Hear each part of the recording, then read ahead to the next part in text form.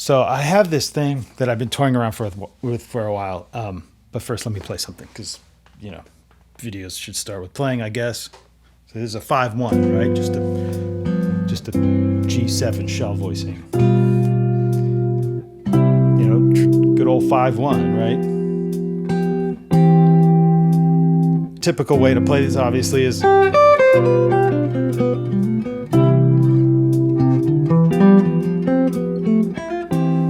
just good old 5-1 in the key of C. But I'm going to try all these other implied tension and resolution sounds just over that 5-1 to kind of defy it. So here's harmonic major.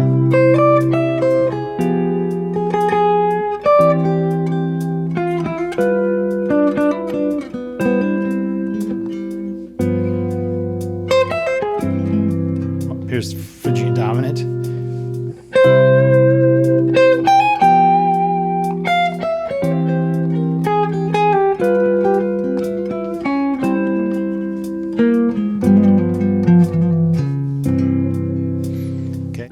C Mixolydian flat 6.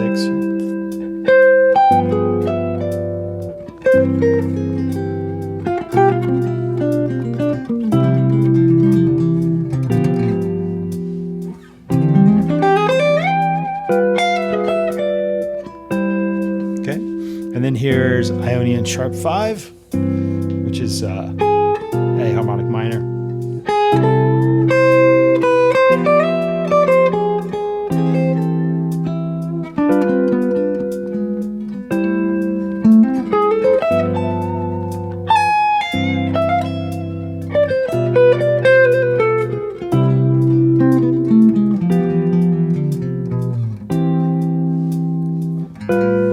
And then here's Lydian sharp 2, which is implying B and C.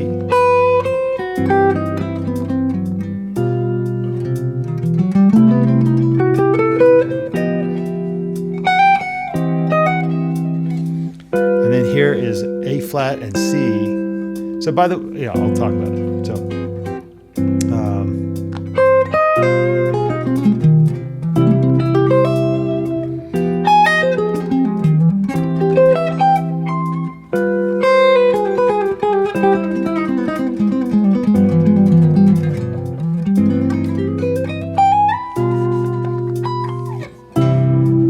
and then here's blues.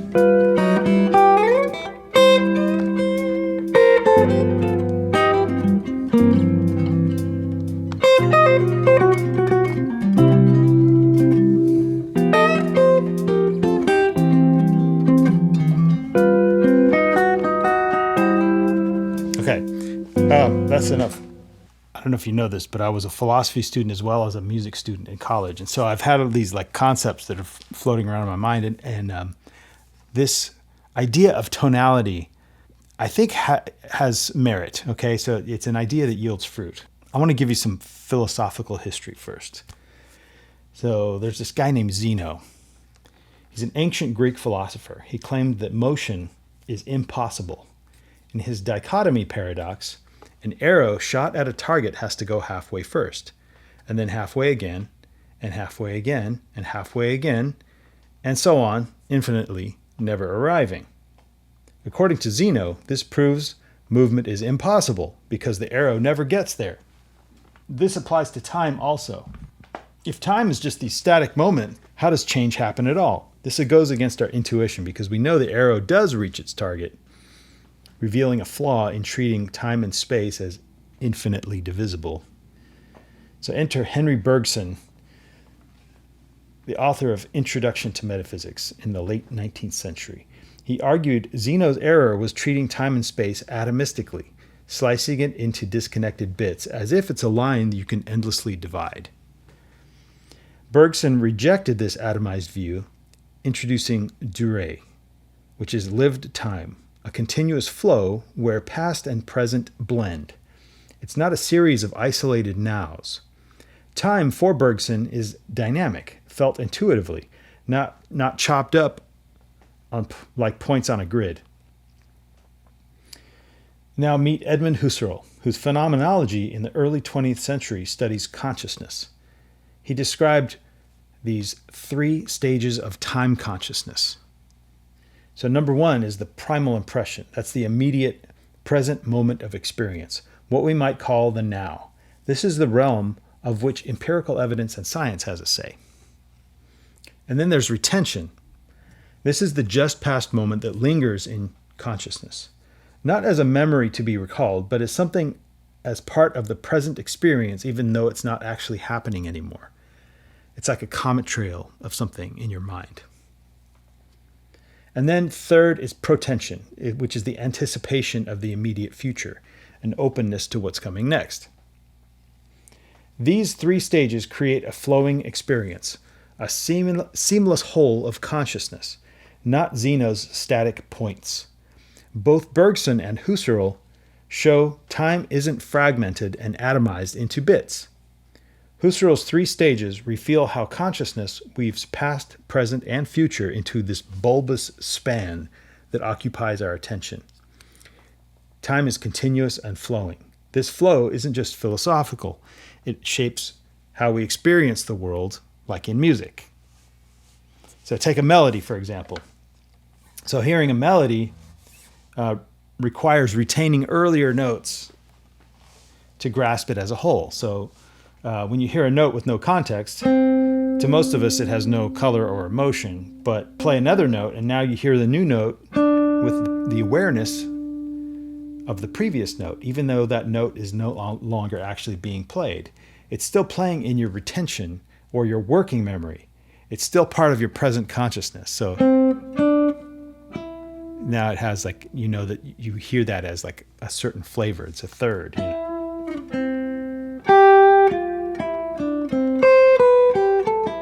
So you put them all together and you have this full picture of tonality. So note velocity, texture, and phrasing, and even room reverb all contribute to how many notes are maintained in one's present consciousness.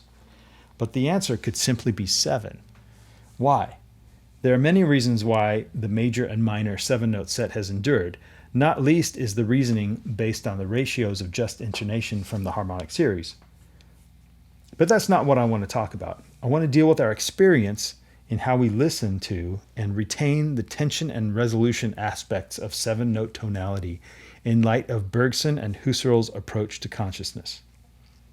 So there's this notion of the magic number 7 in psychology, which was discussed in George A. Miller's seminal 1956 paper, The Magical Number 7 Plus or Minus 2, Some Limits on Our Capacity for Processing Information. Miller proposed that human working memory or short-term memory can typically hold about 7 plus or minus 2 distinct units of information at once. These units could be numbers, words, or discrete items, and the capacity is relatively consistent across individuals. For example, recalling a 7-digit phone number is manageable for most people. Lists of 5 to 9 items are typically within our cognitive grasp, unless it's a shopping list from my wife. But beyond that, we start to struggle unless we chunk information. That is grouping units into patterns where now the chunk is the new unit. So, 7 digits in a phone number, 7 digits on a license plate, 7 pitches in a tonality, maybe. If this is true, it could be one of the many ways to understand tonal harmony and why tonal music is so compelling. We can retain and keep track of 7 pitches in our present consciousness. For example, Bach shows us that he often has us keep track of 7 pitches with which he holds our attention.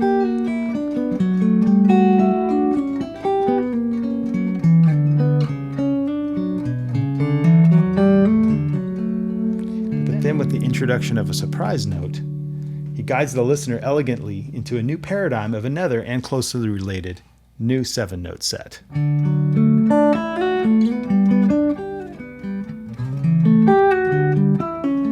So if there's any more than 7 notes within a phrase, depending on the style, a few things that can happen. If the extra notes aren't emphasized, we can accept those extra notes as mere chromatic embellishments amongst the important 7 notes. Like this, like if it's in bebop, like a chromatic passing note, you know.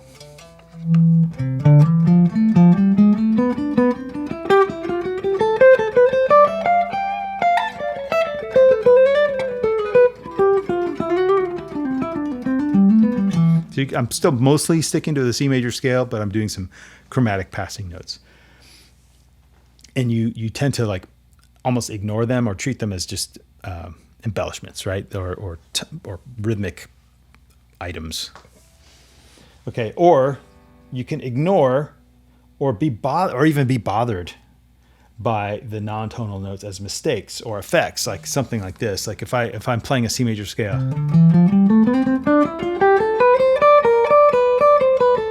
and I sort of introduce this mistake, and it's like, wait, that doesn't make sense. You kind of ignore it as like, oh, that was just a mistake, or you might wince a little bit, or you can experience like a temporary departure from the tonality, and like it's an unrelated tension. For example, like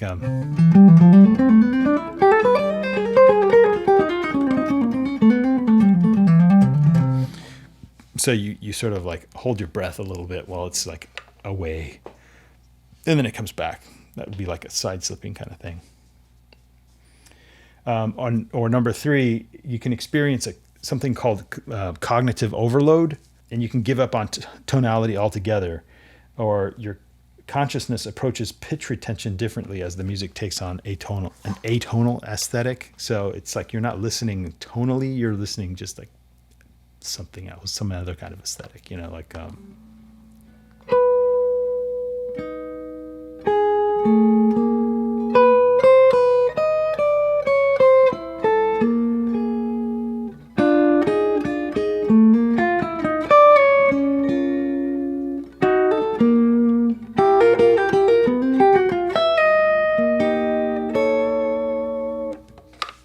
so you're not really expected to retain a 7-note set in that instance. It's a different aesthetic. So here's a list of cadences. Let me just show you here. When played in succession, or better yet, repeated in a looper pedal, will show different sets of 7 notes which can be implied. They all resolve to C major, but the tension notes vary. Even when we hit the resolution, the various tension notes can still linger in your just past consciousness. Some notes hit the root from above and some from below. Same with the 3rd and the 5th. Some come from above and from below. And these are just a sampling of them. There's obviously more you can do, but let me blow it up for you. So the first one, I started the video with this one, the first one. It's basically just like a classic 5/1, right? So it's written in closed position. This one. So you can see that the 5th stays put. This the 3rd of the G goes up to the root of the C, so it goes 7/1, and then the 4th 3. So that's like tritone, classic tritone resolution, right? That's arguably the strongest and most common tension resolution in music. So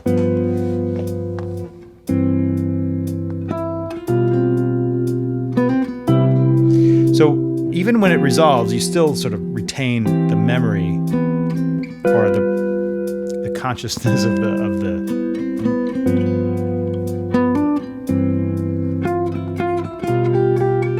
So it's not a wrong note, It's like it's a tension note, but the memory of that note still lingers. Okay. Now here's another one. I'm gonna put this in the looper too. It's F diminished to C. Now if I put those on the looper, let's see if I can do that. I'll do it in different inversions. Maybe the second inversion to the root position.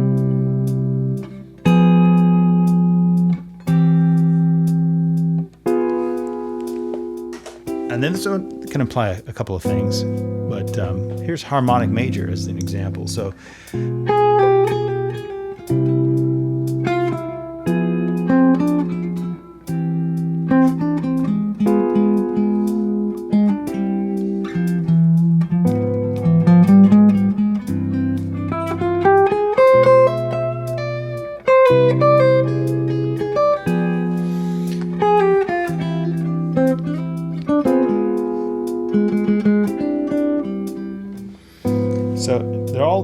there's like 7 correct notes, but again, the memory of that flat 6 is still part of the overall experience.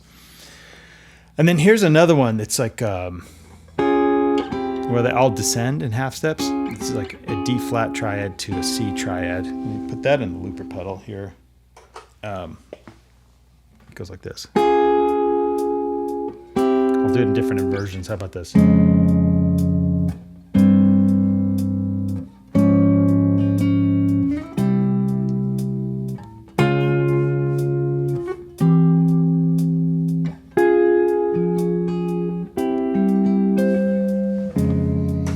So this one is generally implying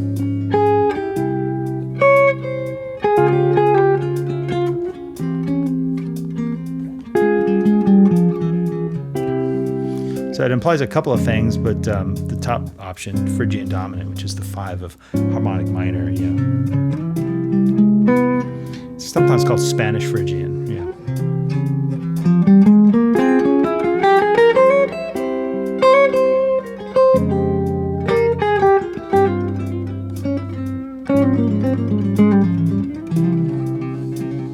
Okay. And then, let's see, the fourth one is a minor plagal cadence. So you still have notes ascending from above, but you don't have the flat 2. You just, the C stays put. So it's just the flat 6 and the 4 resolving to the 1 and the 3. Sorry, 5 and the 3. Let me delete one of my other masterpieces, and I'll go into this F minor over C. And this is also called a minor plagal cadence. The Beatles did it all the time. Let's see if I can do it here. I'll do different inversions maybe. It's pretty, right?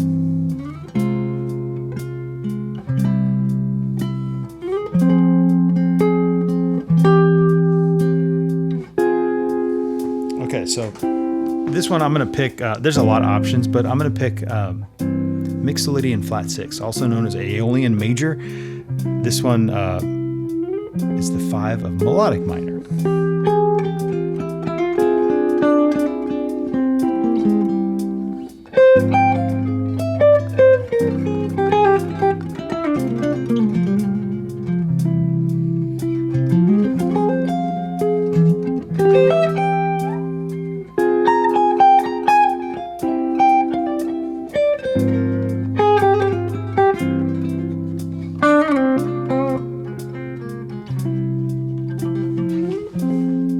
All right.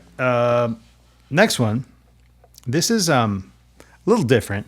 It's this exact voicing is like an F diminished, but it's spelled in if I'm implying it tonally correct, it's like really a G sharp diminished 7, missing one of the notes, missing the 5th, right?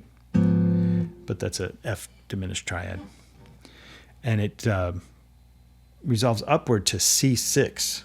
So now C6 without the 5th. So it's really like an inversion of A minor, but this is, I've heard this from time to time as like resolving to C. It sounds like this.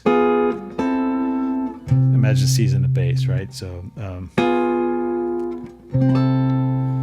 kind of an old-timey sound, you know.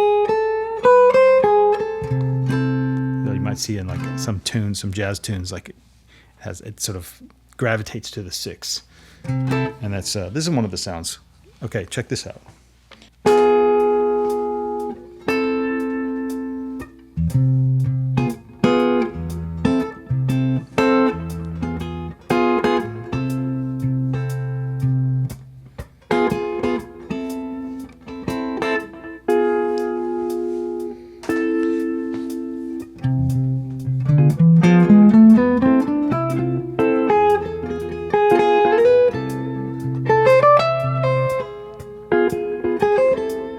So you got that gravity to the 6, from the sharp 5 to the 6. Now if I go to the natural 5, it's not as compelling.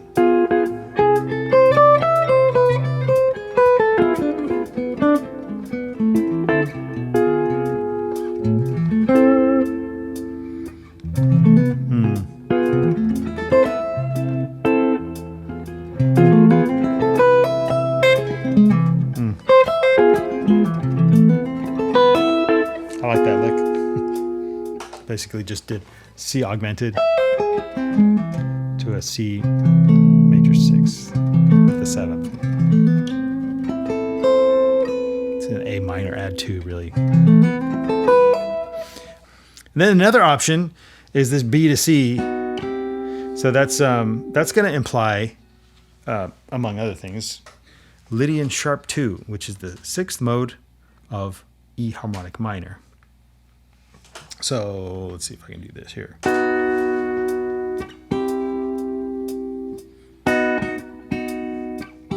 I'll do different inversions.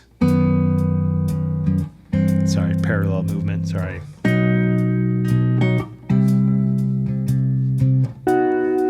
So this one's going to sound like, so you have the memory of this as the tension and this as the resolution. Classic bebop lick,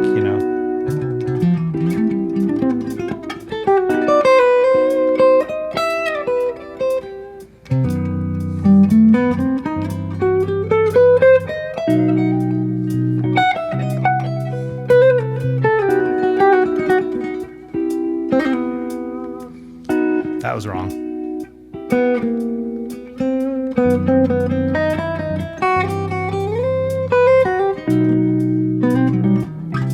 Kind of also an old-timey sound. Sometimes you can hear this as a parallel diminished, C diminished to C major. So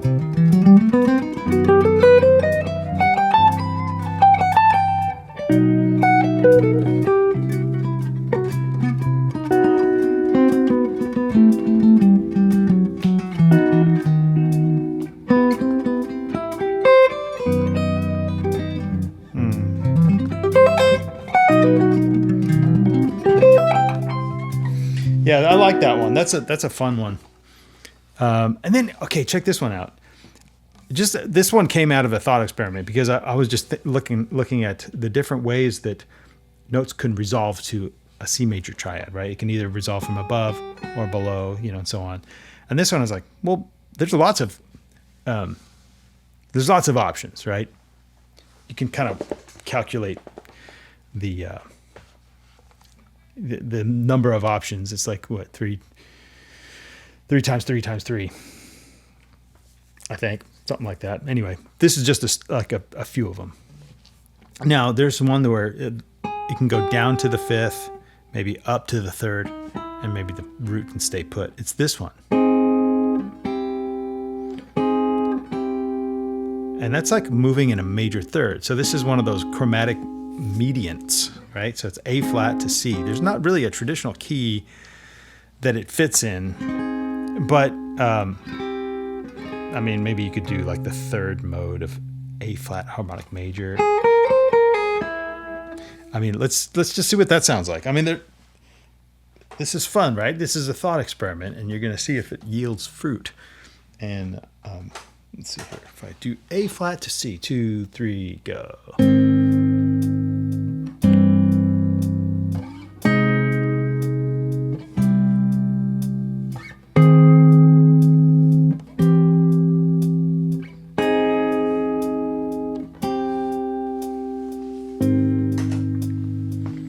So if I did A flat harmonic major, it's a scale called altered natural 5.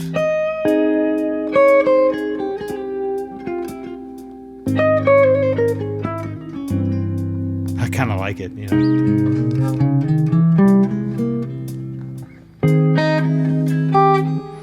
know a cool lick in harmonic major.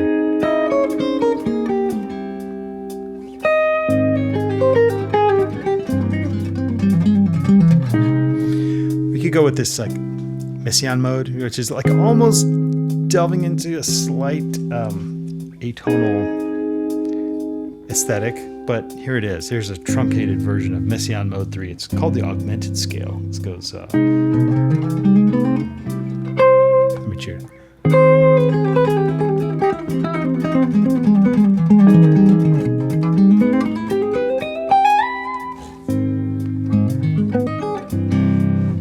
That's a neat one, right? So it has this still tension resolution quality, that now you're sort of you're kind of way beyond just the C major scale. Okay, and last, I put this one because it's a very compelling sound.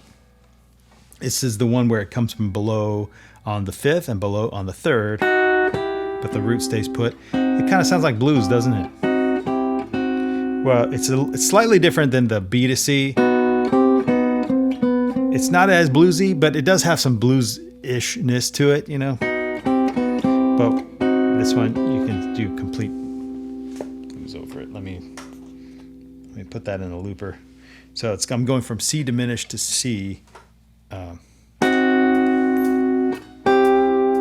let me see that.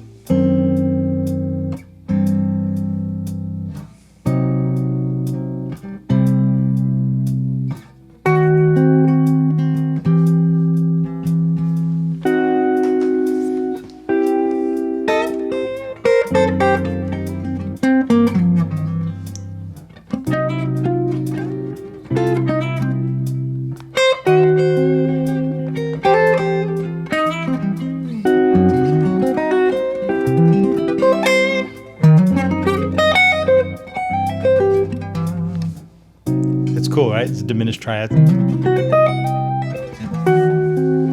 So at the beginning of the video, what I did was I just kind of tried all those tonalities over just like the regular 5/1, and still it works.